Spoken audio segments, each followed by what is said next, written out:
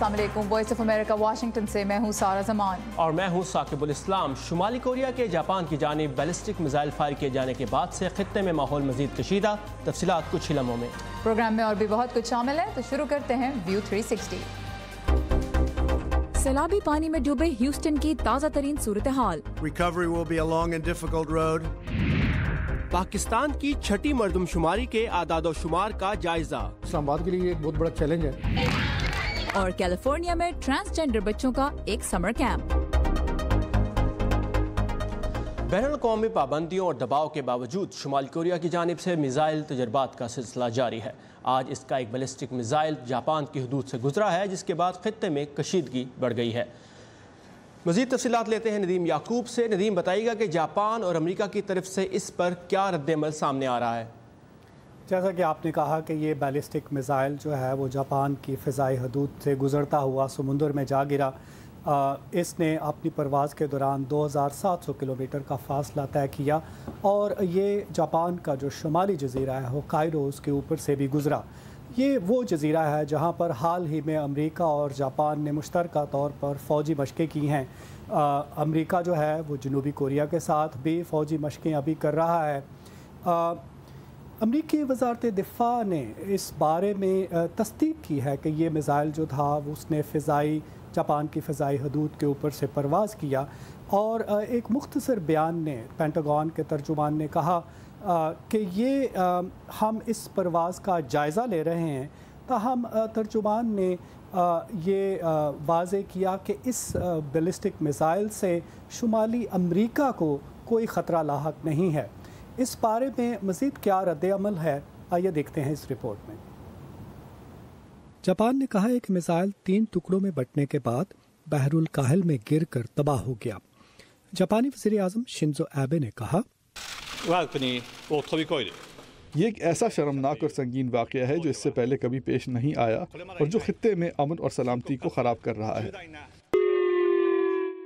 जनूबी कोरिया ने शुमाली कोरिया के तजुर्बात के जवाब में गुज़श्ता हफ्ते ही मिसाइल के एक तजुर्बे की वीडियो जारी की थी।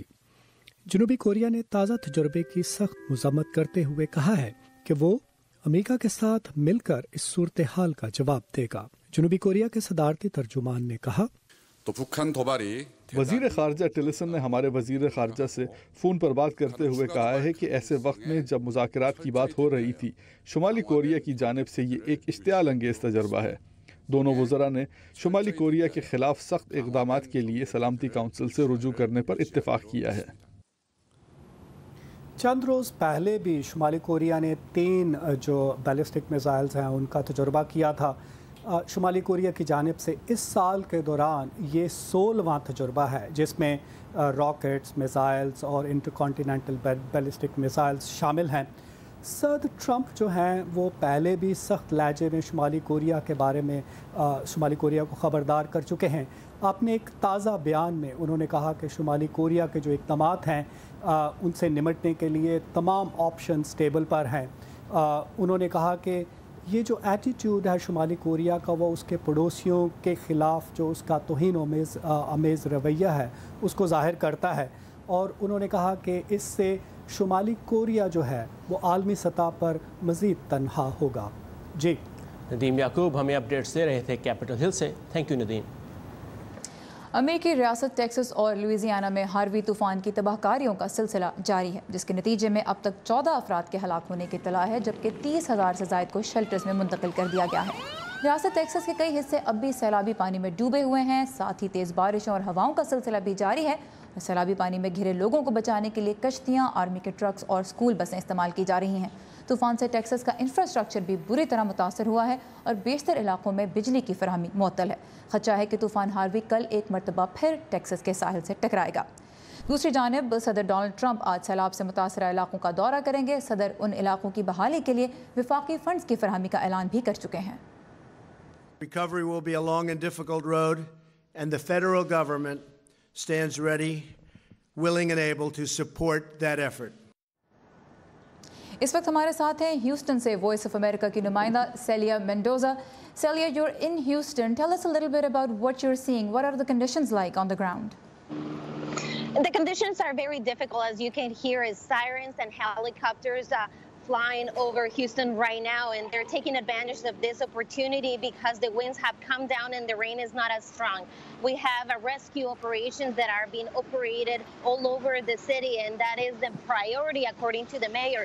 We have seen people trying to get out of their homes, walking through water, swimming pretty much through the water that has flooded all this city. We're talking about a city of 2,300,000 people that today is completely at a standstill, completely blockaded by the water. सेलिया ने हमें बताया कि शहर में Houston में इस वक्त हालात बहुत ख़राब हैं। हेलीकॉप्टर के ज़रिए फ़िज़ाई जायज़ा लिया जा रहा है। शहर की सड़कों पे लोग चल नहीं सकते। इस वक्त तैर के वो अपने आप को महफूज मकामात तक पहुंचाने की कोशिश करें। 20 लाख अफराद पर मुश्तमिल ये शहर इस वक्त मुकम्मल स्टैंड स्टिल पे आया हुआ है। कारोबारी ज़िंदगी मुकम्मल तौर पर इस वक्त रुका हुआ है। You talked a little bit about rescue efforts. Tell us a little bit more because we're hearing that shelters are reaching capacity. That's right. We heard that it was emergency rescues were about 3,200 within the few days that it had been operating with the National Guard as well as the fire department. Daily, they're receiving thousands of emergency calls of people trapped in their homes. We understand that at least 8,000 to 9,000 people were already taken to the convention center, which is the major center for the shelters. And that one is actually now at capacity, as you mentioned, and they will be mobilizing people to other locations. तो इस वक्त जो rescue की सरगर्मियां हैं वो ज़ोरों शोर से जारी हैं। 1000 के करीब कॉल्स रोज़ाना की बेसिस पे आ रही हैं रेस्क्यू के लिए और बहुत से लोग अपने घरों में फंसे हुए हैं। 3200 रेस्क्यू सिर्फ पिछले 24 घंटों के दौरान हुए हैं। लेकिन ह्यूस्टन का जो कन्वेंशन सेंटर है जिसका एरिया बहुत बड़ा है वो भी इस वक्त कैपेसिटी रीच कर चुका है, फुल हो गया हुआ है। सेलिया, it's a very difficult time for people living in the city. What kind of an emotional toll is it taking on people? Have you had the chance to talk to them? It is unbelievable. They can't fathom what is happening. I just spoke to a lady. She purchased her home 15 years ago, and she was happy that finally she didn't have to have 2 jobs to be able to pay her home. And this week, yesterday especially, she lost it all. She can't even talk about it without crying and being very emotional. Her house is completely, not even flooded, it's submerged underwater. बहुत से लोग इस वक्त कह लीजिए कि emotional तौर पे भी बहुत ही मुश्किल हालात से गुजरे हैं। सेलिया ने हमें एक ऐसी खातून के बारे में बताया जिन्होंने बहुत मेहनत करके अपना घर ख़रीदा था 15 साल पहले और वो खुश थी कि अब उन्होंने इस घर की तमाम पेमेंट्स कर दी हैं, लेकिन वो घर इस वक्त पानी में पूरी तरह से डूब चुका है और वो खातून नहीं जानती कि उनके साथ आगे क्या होगा। Lastly, does it look like the situation could get back to normal may be in a month और 6 months or could it take even longer? This is definitely very hard to tell. We're talking about 450,000 people that FEMA said they're going to have to help. 50% of the people here in Houston don't have flood insurance, and that's going to make things even more difficult. We're talking about a damage approximately of $30 billion. So we know that at least Thursday, they hope the rain is going to stop, but the process to recuperate, according to the FEMA director, is going to take years. तो शहर की recovery का जो process है वो कई साल ले सकता है। $30 अरब से ज़्यादा का नुकसान इस वक्त हो चुका है। Celia, thank you so much for this update and stay safe. Thank you. और पाकिस्तान में 19 साल बाद होने वाली मर्दमशुमारी पर हम बात करेंगे प्रोग्राम में आगे चलकर। इस बारे में रिपोर्ट्स और दुनिया भर से ताज़ा तरीन खबरों के लिए आइए हमारी वेबसाइट urduvoa.com पर, जहां आज आप सिंध के सहराई ज़िले थरपारकर के इलाके नंगर पार्कर में अपनी नौयत के पहले सियाहती रिजॉर्ट के खोले जाने के बारे में एक फीचर पढ़ सकते हैं। ऑलराइट, और आज के शो में एजुकेशन सेगमेंट भी शामिल है, लेकिन उससे पहले हम देखेंगे दुनिया के मुख्तलिफ हिस्सों से कुछ अहम वाक़यात की झलकियाँ वर्ल्ड व्यू में। ह्यूमन राइट्स वॉच का कहना है कि रोहिंग्या और राखीनी अक्सरियती आबादी वाले इलाकों से लिया गया ऐसा सैटेलाइट डाटा मौजूद है जिसमें बड़े पैमाने पर आतिशज़दगी देखी जा सकती है। दूसरी तरफ वेटिकन ने बयान जारी किया है कि पॉप फ्रांसिस इस साल क्रिसमस से कबल नवंबर में बांग्लादेश और म्यांमार का दौरा करेंगे। अफगानिस्तान के दारुल हुकूमत काबुल में एक बैंक के बाहर खुदकुश हमले में 5 अफराद हलाक और 9 जख्मी हो गए हैं। तालिबान ने हमले की जिम्मेदारी कबूल कर ली है। चीन के जनूब मगरबी सूबे में मिट्टी का तोता गिरने से कम 3 अफराद हलाक हो गए हैं, जबकि 32 अब भी लापता हैं। मुल्क के मगरबी इलाके में 1 माह कबल शुरू होने वाली बर्फबारी से दर्जा हरारत 0.5 डिग्री सेंटीग्रेड तक पहुँच गया।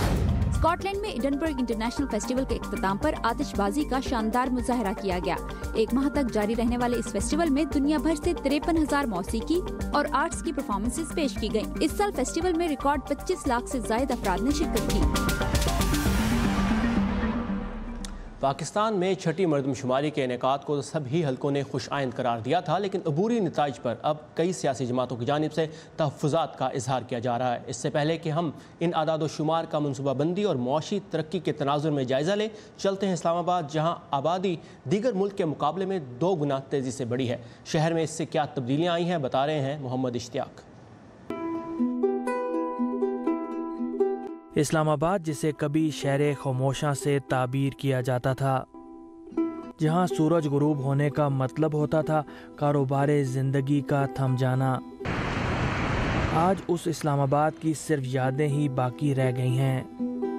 میں اسلام آباد میں پہلی مرتبہ جو آیا تو 1968 میں آیا تھا، تو اس زمانے میں اسلام آباد تو بہت چھوٹا تھا۔ محمد امین جیسے اسلام آباد کے پرانے رہائشیوں کے لیے اس شہر کی آبادی میں آنے والی تبدیلی کا مطلب ہے ضروریات زندگی کی سہولتوں کا سکڑنا۔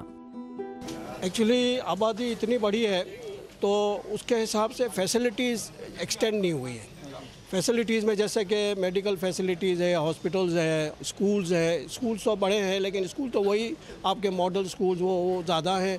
ٹرانسپورٹ کا بہت بڑا پرابلم ہے اسلام آباد میں۔ unless and until you have your own car, you can't go anywhere۔ اسلام آباد بھی ایسا لگ رہا ہے جیسے راولپنڈی بن رہی ہے۔ جتنی آبادی بڑھتی رہے گی مسائل بڑھتے رہیں گے ہمارے۔ اب آبادی بڑھنے سے یہ ہاسپٹل میں جاؤ، لینڈ کے اوپر کھڑو، صبح اگر کھلو گے تو شام کو کہیں تمہیں وار آئے گی۔ اسلام آباد کے میئر شیخ انصر عزیز کہتے ہیں کہ حالیہ مردم شماری کی رپورٹ سے یہ بات سامنے آئی ہے کہ اسلام آباد کے دیہی علاقوں میں نئی آبادیوں میں اضافہ ہوا ہے اور آبادی کی اس اکثریت کی ملازمتیں، کاروبار اور طبی سہولتوں جیسی بنیادی ضروریات تمام کا مرکز اسلام آباد ہے۔ ہمارے لیے یہ بڑے الارمنگ ہے، کیونکہ اسلام آباد کو اگر دیکھا جائے تو بیسیکلی جب یہ ڈیزائن ہوا تھا تو اتنی بڑی آبادی کے لیے یہ ڈیزائن نہیں ہوا تھا، اور اس کا جتنے بھی ہمارے پرانے سیکٹرز ہیں، جتنے ہمارا انفراسٹرکچر ہے، تو ان کے اوپر بہت زیادہ آلریڈی وہ بڑا اوور لوڈڈ ہے۔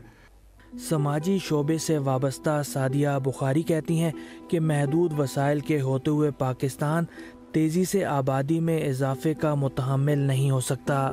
وہ جو 2 بچے ہی اچھے، اس کی بجائے میرا خیال ہے اب ہمارا سلوگن ہو جانا چاہیے کہ 1 بچہ ہی اچھا۔ میری تو یہی اپیل ہوگی کہ یہ جو اب الیکشن آ رہا ہے، اس میں جو پولیٹیشنز ہیں، ان کا جو مینیفیسٹو ہے اس میں یہ آبادی کے جو بڑھنے کی شرح ہے اس کو کم کرنا جو ہے وہ اپنے مینیفیسٹو میں شامل کریں۔ وفاقی دارالحکومت کی انتظامیہ کا کہنا ہے کہ بنیادی سہولتوں بشمول اسپتالوں کی تعداد کو بڑھانے پر کام کیا جا رہا ہے۔ محمد اشتیاق، وائس آف امریکہ، اسلام آباد۔ مردم شماری کے نتائج پر ہم بات کریں گے ہمارے آج کے مہمان عمار ملک سے، جو کہ واشنگٹن کے اربن انسٹیٹیوٹ سے وابستہ ہیں۔ Ammar, welcome to view 360۔ 2017 کے جو مردم شماری کے نتائج آئے ہیں اس میں تقریباً 21 کروڑ کے قریب پاکستان کی پاپولیشن ہے۔ مردوں کی تعداد تھوڑی سی زیادہ ہے خواتین کے مقابلے میں۔ گروتھ ریٹ 2.4% کا آیا ہے۔ یہ بتائیے کیا پاکستان کے سائز کی اکانومی کے لیے یہ گروتھ ریٹ کیا معنی رکھتا ہے اور پاکستان کو کن ملکوں سے کمپیئر کرنا چاہیے؟ نظر یہ آ رہا ہے کہ پاکستان میں آبادی کی جو شرح ہے اضافے کی وہ بہت زیادہ ہے۔ اگر آپ بھارت سے موازنہ کریں یا بنگلہ دیش سے موازنہ کریں تو پچھلے 10 سے 20 سالوں میں ان ممالک میں اس میں کمی آئی ہے، جبکہ پاکستان 2.4% سے بڑھ رہا ہے، جو کہ بہت زیادہ ہے۔ اگر آپ ایک مثال دیکھیں تو بنگلہ دیش اور پاکستان کا موازنہ کریں، 1971 میں جب بنگلہ دیش کا قیام ہوا تو اس وقت دونوں مشرقی اور مغربی پاکستان کی آبادیاں تقریباً برابر تھیں۔ آج بنگلہ دیش کی آبادی پاکستان سے تقریباً 3 کروڑ کم ہے۔ تو اس کا مطلب یہ ہے کہ پاکستان میں آبادی کو کم کرنے کے جو پروگرام متعارف کرائے گئے تھے 1990 کی دہائی میں، وہ ابھی تک ان میں کوئی خاص ہمیں اس کا اثر نظر نہیں آ رہا۔ اور اگر آبادی کی بات کریں تو 64% آبادی پاکستان کی رورل ایریاز میں ہے، اور اگر گروتھ کی بات کریں تو جو اربن گروتھ ہے وہ رورل سے زیادہ ہے۔ تو یہ کیا معنی رکھتا ہے پاکستان جیسے ملک کے لیے کہ جو رورل آبادی ہے وہ زیادہ ہے لیکن اربن میں گروتھ زیادہ ہو رہی ہے؟ تو کیا اس کا مطلب کیا ہے پاکستان کی اکانومی کے لیے، پاکستان کے لیے؟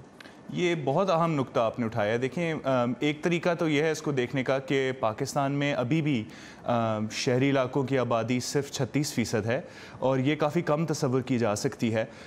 لیکن اس میں ایک بہت بڑا مسئلہ یہ ہے کہ ہمارا بیورو آف اسٹیٹسٹکس کس طریقے سے شہری اور دیہی علاقوں کا تعین کرتا ہے, اس پہ تھوڑی بات کرنے کی ضرورت ہے. اگر آپ اسلام آباد کی آبادی کا موازنہ کریں 1998 اور 2017 کے درمیان تو آپ کو نظر آئے گا کہ دیہی علاقوں کی آبادی بڑھ گئی ہے اور شہری علاقوں کی آبادی کم ہو گئی ہے. تو اس سے آپ کو صاف نظر آتا ہے کہ جو بھی اسلام آباد کو جانتا ہے وہ یہ جانتے ہیں کہ شہر کی جو ہے وہاں پہ دیہی علاقوں کی بہت کمی ہے. تو اس میں ہمیں یہ ضرورت ہے یہ اس چیز کی نظر ثانی کرنے کی. ہاں ہمیں تھوڑا سا میرا ہمیں آپ کے مائک کا ایشو ہو رہا ہے. آپ کا مائک ہاں آپ اس طرح پکڑ لیجئے, یہ تو لائیو ٹی وی میں اس طرح ہوتا ہے. اچھا پاپولیشن, ایک تو یہ ایشو ہو گیا کہ کلاسیفیکیشن رورل کی اور اربن کی ایک کنٹروورشل ایشو بھی ہے اس وقت سیاسی حلقوں میں پاکستان میں بھی اس کو لے کے بہت بحث کی جا رہی ہے. لیکن دوسرا ایشو جس پہ ہم بات کرنا چاہیں گے وہ پاپولیشن پروجیکشن کا ہے. بات یہ کی جا رہی ہے کہ جس ریٹ سے پاکستان کی پاپولیشن گرو کر رہی ہے 2050 تک تو 50 کروڑ پہ پہنچ جائے گی. کیا ترقی کی شرح ہو پاکستان میں جو اس پاپولیشن کو سسٹین کر سکے؟ دیکھیے پاکستان کی آبادی کی ایک اور بہت اہم پہلو یہ ہے کہ ہماری ایک بہت ہی نوجوان آبادی ہے. 60% سے زیادہ لوگ ابھی 30 سال کے نہیں ہوئے. اس کا مطلب یہ ہے کہ ہر سال لاکھوں کے حساب سے لوگ لیبر فورس کا حصہ بن رہے ہیں اور ان کو نوکریوں کی ضرورت ہے. اس حساب سے میرا یہ اندازہ ہے کہ 7 سے 8% تک اگر ہماری اقتصادی ترقی نہ ہوئی اگلے 15 سے 20 سالوں میں تو ہماری جو بے روزگاری کی شرح ہے اس میں اضافہ ہوگا. اور یہ ظاہر ہے بہت خطرناک چیز ہے جب نوجوان لوگ گھر بیٹھتے ہیں اور بے روزگار ہوتے ہیں تو معاشرے میں بہت سی منفی پہلو سامنے آ سکتے ہیں. فلپ سائڈ بھی ہے اس آرگیومنٹ کی ایک, اور وہ یہ ہے کہ یہ لینئر پروجیکشنز ہیں جو ایک اسٹریٹ فارورڈ لائن میں جا رہی ہیں تو یہ ریئلسٹک نہیں ہیں کیونکہ آبادی اس طرح نہیں بڑھتی کہ مسلسل ایک ہی لائن میں بڑھتی جا رہی ہے. اس کے ساتھ ساتھ اور بھی بہت سے عوامل ہیں جن کو فیکٹرنگ کرنا چاہیے. کیا ہیں وہ عوامل جن کو دیکھنا ضروری ہے؟ ہمیں اقتصادی سٹرکچر جو ہے, جو ڈھانچہ ہے ہماری اکانومی کا, اس پہ غور کرنے کی ضرورت ہے. ہوتا عموماً یہ ہے کہ جب ممالک زرعی سے غیر زرعی سٹرکچر کی طرف آتے ہیں تو آبادی شروع میں آبادی کی شرح بڑھنے کی زیادہ ہوتی ہے, لیکن جوں اب جو ہے اقتصادی ترقی آتی ہے, لوگوں کے پاس پیسے آتے ہیں, لوگوں کی بنیادی ضروریات پوری ہوتی ہیں تو آبادی بڑھنے کا تناسب جو ہے وہ کم ہوتا ہے. تو یہ جو تھیوری ہے یہ ہمیں بہت زیادہ صاف نظر آئی ہے دنیا کے بہت سے ممالک میں, اور ہوگا یہ کہ جوں پاکستان کی معیشت ترقی کرے گی تو آبادی بڑھنے کی شرح خود بخود کم ہوتی چلی جائے گی. اس وقت آبادی کو کنٹرول کرنے کا طریقہ, مؤثر طریقہ کیا ہے؟ فیملی پلاننگ, تعلیم اور ترقی کے مواقعوں کا زیادہ پیدا کیا جانا, کیا ہے آپ کے خیال میں؟ جی یہ دونوں چیزیں میرے حساب سے بہت اہم ہیں. میرے خیال میں لوگوں میں شعور بیدار کرنا بہت ضروری ہے. ظاہر ہے اس کا تعلق ہمارے اقتصادی حالات سے بہت زیادہ ہے اور ہمارے ملک میں صحت کے حوالے سے جو کمیاں ہیں ان کو پورا کرنا بھی ضروری ہے, کیونکہ لوگ یہ سمجھتے ہیں کہ اگر ہم زیادہ بچے پیدا کریں گے اور کل کو وہی بچے ہمیں معاشی طور پہ سپورٹ فراہم کریں گے تو اس چیز کو چینج کرنے کی ضرورت ہے, لوگوں میں اویئرنیس پیدا کرنے کی ضرورت ہے. بالکل عمار, تھینک یو سو مچ آپ کے وقت کا اور آپ کی انسائٹ کا. پروگرام میں آگے بڑھتے ہیں. Thank you. اور پاکستان میں اس وقت ہونے والی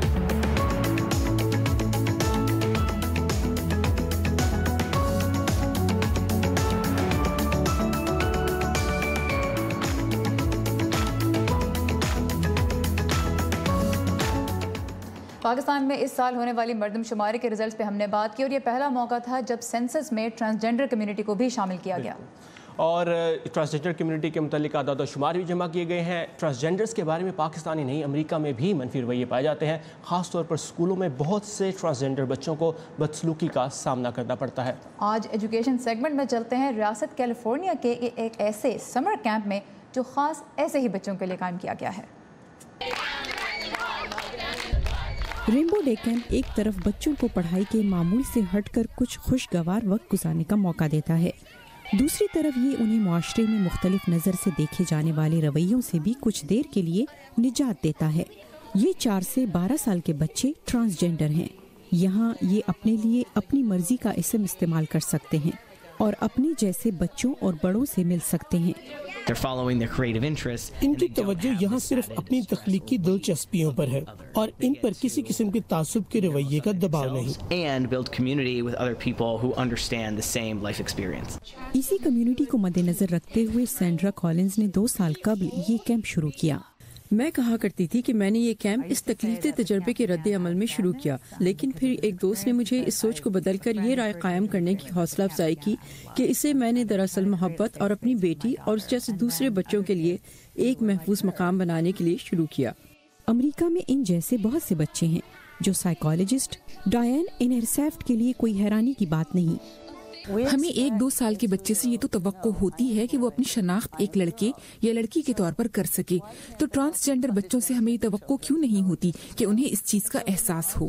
مولی میکسویل کا کہنا ہے کہ ان کے ساتھ بھی یہی ہوا جب ان کا بچہ چھوٹا تھا۔ جب اس نے بولنا سیکھا اور بولنے لگی تو یہ زور دیتی تھی کہ یہ لڑکا نہیں ہے، یہ لڑکی تھی اور خود کو لڑکی کہتی تھی۔ مجھے اپنی بیٹی کو کھونے کا ماتم کرنے کے ساتھ اپنے بیٹے کو خوش آمدید کہنا اور اس کو جاننا بھی تھا۔ جیسے ہی وہ مکمل طور پر لڑکا بنا، وہ پہلے سے زیادہ خوش اور پر اعتماد تھا۔ اور اس کیمپ کے 60 بچے اس موسم گرما میں یقیناً پہلے سے زیادہ خوش ہیں۔ I like to be who I am and it's not fun to be who I am not. Fed lipids کی رپورٹ کے ساتھ نیلوفر مغل، اردو VOA۔ سارا اب جگنوں کی بات کرتے ہیں۔ پیارے پیارے بچوں کے بعد پیارے پیارے جگنوں بالکل دنیا کے ہر حصے میں پائے جاتے ہیں، لیکن کچھ علاقے ایسے ہیں جہاں جگنوں کی وہ اقسام پائی جاتی ہیں جو مل کر ایک ہی ربط میں اپنی روشنی بکھیرتے ہیں۔ اور ایسی ہی ایک جگہ ہے امریکی ریاست ٹینیسی کا پہاڑی علاقہ، جہاں جگنوں کی روشنی سے بھرا ایک بہت ہی حسین منظر دیکھنے کو ملتا ہے۔ آپ بھی دیکھیے۔ دنیا بھر میں جگنوں کی 2000 سے زائد اقسام پائی جاتی ہیں اور آپ انہیں تقریباً ہر جگہ ہی دیکھ سکتے ہیں، لیکن جگنوں کی ایک مخصوص قسم ہے جو امریکی ریاست ٹینیسی کے شہر ایلکمنٹ میں واقع گریٹ اسموکی ماؤنٹینز میں ہزاروں لوگوں کی توجہ کا مرکز ہے، جو ہم آہنگ روشنی کا یہ حسین منظر دیکھنے کے لیے جمع ہوتے ہیں۔ اس علاقے میں جگنو زمانے قدیم سے موجود ہیں، لیکن 90 کی دہائی کے وسط میں یہ لوگوں کی توجہ کا مرکز بنے۔ اس وقت یونیورسٹی آف جارجیا کا ایک طالب علم جگنوؤں کے بارے میں ریسرچ کر رہا تھا۔ وہ دراصل جنوب مشرقی ایشیا میں تحقیق کر رہا تھا جب ایلکمنٹ کے ایک رہائشی نے اس سے رابطہ کیا اور بتایا کہ ہم یہاں بھی 60 کی دہائی سے جگنوؤں کی وہ خاص قسم دیکھ رہے ہیں جو ایک دوسرے کے ساتھ ربط میں روشنیاں بکھیرتے ہیں۔ تب وہ یہاں آیا اور اس نے ان جگنوؤں کی موجودگی کی تصدیق کی۔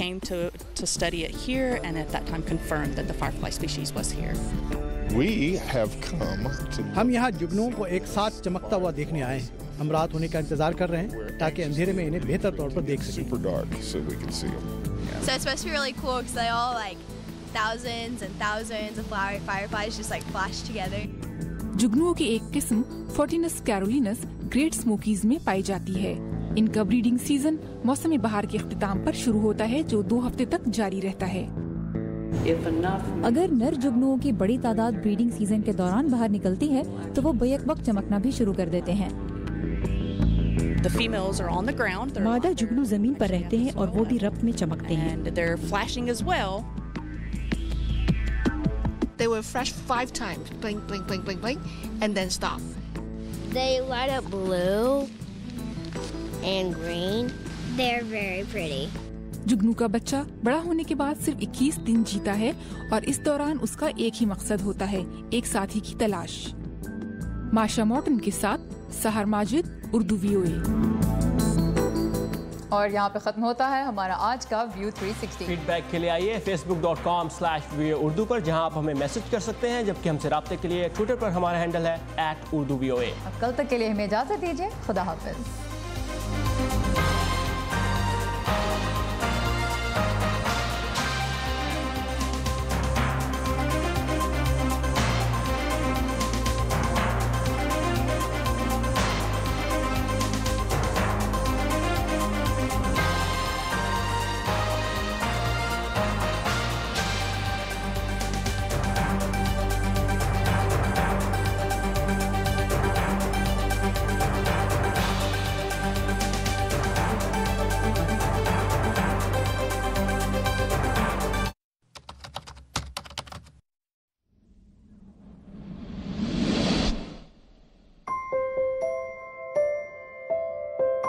If you practice what you preach, you can't go wrong. And that's what I do every day of my life. When I first started exercising, and I wanted to wear the little short, skimpy shorts, and I looked in the mirror, all these dimples in my legs. So I knew that I was going to work very, very hard to tighten up my thighs.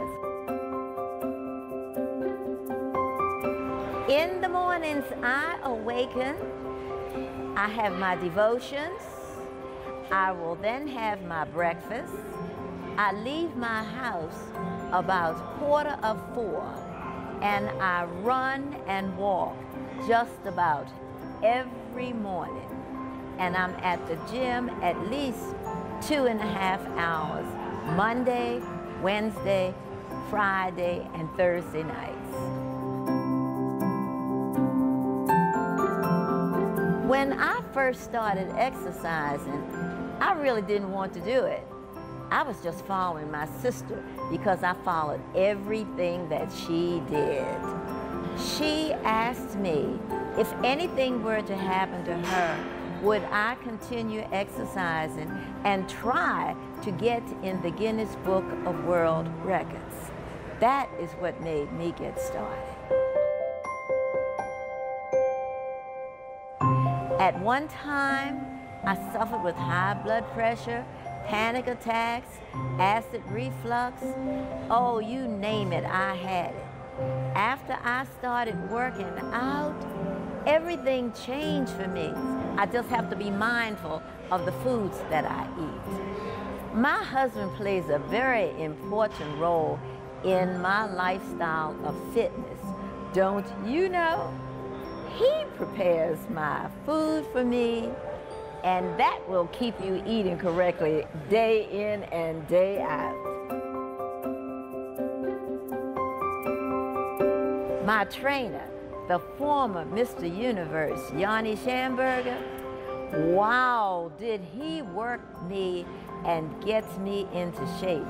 Sometimes I would say, oh, I'm too old to do this, I'm too old to do that. And he would say, you know what you say, age is nothing but a number. Get busy and let's get this job done. When I found out that I made Guinness Book of World Records, I was so very excited because I had fulfilled my sister's dream.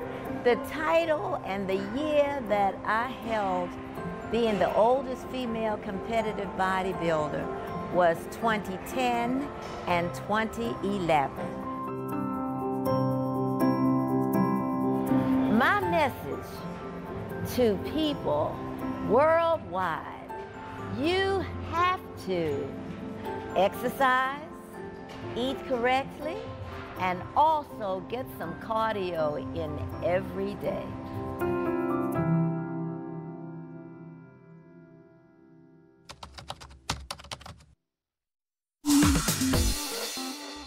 Welcome to English in a Minute. Animals, of course, do not wear clothes. So why would Jonathan and Anna be discussing the fashion choices of a wolf? A wolf in sheep's clothing. Hey, have you met Sam yet, the new writer in our department? He is so nice. Yeah, I've worked with him before. Be careful around that guy. Why? He's so quiet. He's a wolf in sheep's clothing. Seems nice on the outside, but really isn't. A wolf in sheep's clothing is a warning. It warns us to not trust someone just because they seem nice on the outside. This advice has been around for centuries. Some say it comes from a story about a hungry wolf who tried to trick his way into a flock of sheep by dressing as one. And that's English in a Minute.